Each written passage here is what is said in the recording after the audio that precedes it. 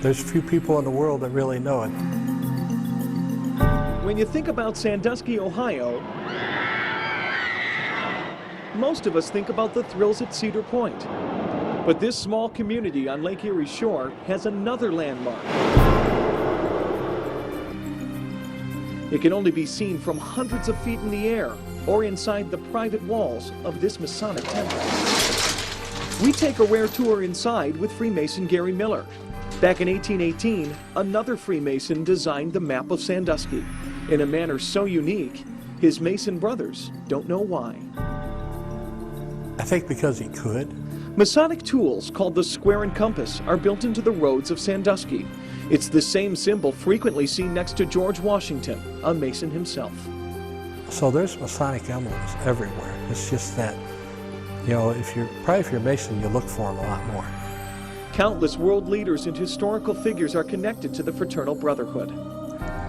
It just seems weird that, and I agree with you, that there wouldn't have been other towns or cities or somewhere else in the world, but as far as we know, there's not. Conspiracy theorists believe the Masons had a secret influence over the construction of Washington, D.C. and the country. The square and compass can be found on the Washington Monument. Some say Freemason symbols even connect the National Mall. While many debate what happened in our capital, there's no debate in Sandusky. Still, very few know its history. Oh, yeah, that's square and compass. Yeah, okay. That's a map of the city with the streets. I didn't know that they formed what the symbol for the Freemasons. Hello, Mr. Gates. Interest in the Freemasons has boomed since the blockbuster National Treasure hit the theaters. Harvey Keitel plays an FBI agent who is also a Mason, and his name... Just let us handle it. You know, Agent Sandusky? It even caught Gary off guard. You surprised me with that one because I hadn't picked up on that, and I've seen the movie twice. Many consider the Masons a secret society. Miller says the Masons are out in the open, but... We have our meetings, and they're for our members only. There are things the Masons do for others. The group creates a large volunteer force for the Special Olympics.